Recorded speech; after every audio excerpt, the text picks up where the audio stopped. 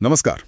तो आज हम जरा गहराई में उतर रहे हैं श्री रामकृष्ण परमहंस के भक्ति भरे भजनों की दुनिया में। जैसा महेंद्रनाथ गुप्त मतलब एम ने श्री श्री रामकृष्ण कथामृत में दर्ज किया है, हम खास तौर पर मार्च 1883 की एक शाम देख रहे हैं जब श्री रामकृष्ण कोलकाता के सिंथी ब्रह्म समाज में थे। मकसद है ये समझना कि भाई उनके भजनों में ऐसी क्या शक्ति थी, उनका आध्यात्मिक महत्व क्या था। चलिए शुरू करते हैं। हाँ, और देखिए सिंथी ब्रह्म समाज का माहौल जानना यहाँ अहम है। वो काफी तर्क संगत और एकेश्वरवादी विचारों का गढ़ था। केशव चंद्र सेन जैसे बड़े नेता थे वहाँ। अब सोचिए, ऐसे माहौल में श्री रामकृष्ण पहुँचते हैं और पूरी तरह भक्ति प्रेम भाव में डूबे हुए भजन गाने लगते हैं। ये अपने आप में ही बड़ा गजब का मेल था। एक तरफ वो सुधारवादी तर्क और दूसरी तरफ ये गहरी सीधी भक्ति। हाँ, एकदम कॉन्ट्रास्ट। एम बताते हैं कि श्री रामकृष्ण ज्यादातर माँ काली, राम और कृष्ण इन्हीं के भजन गाते थे। पर यह सिर्फ गाना नहीं था, वो गाते गाते बिल्कुल भावनाओं में बह जाते थे। कभी बच्चों की तरह हंसते, कभी रो पड़ते और कभी कभी तो जैसा आपने कहा गहरी समाधि में चले जाते थे, ईश्वर में पूरी तरह खो जाना। बिल्कुल, उस समाधि की अवस्था कल्पना कीजिए।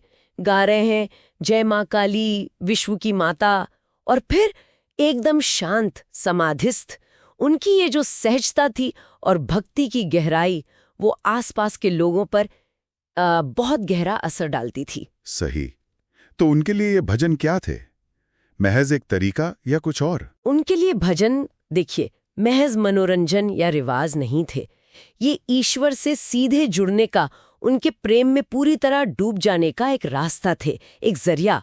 उन्होंने कहा भी है, जैसे अच्छा संगीत सुनकर मन अपने आप नाचने लगता है ना, वैसे ही सच्चे दिल से गाया भजन वो आत्मा को परमात्मा से जोड़ देता है। अच्छा। और ये भजन अक्सर उन्हें और सुनने वालों को भी समाधि की इस ऊंची अवस्था तक ले जाते थे।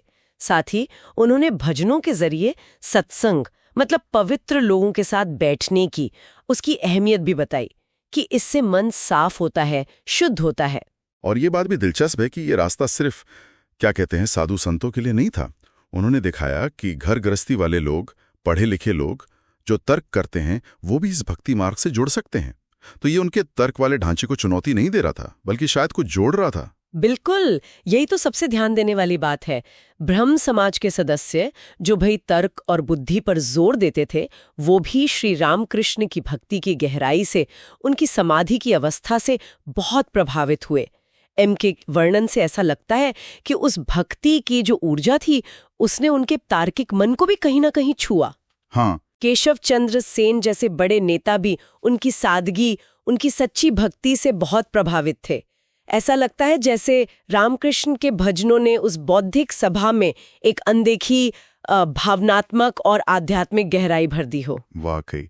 तो यह असर सिर्फ ऊपरी नहीं था, इसने उन लोगों को अंदर तक छुआ होगा। एम लिखते भी हैं कि जब वो गाते थे तो जैसे पूरा कमरा एक अजीब सी शक्ति से भर जाता था और बड़े बड़े तर्कशील सदस्य भी बस चुपचाप सुनते रह जाते थे।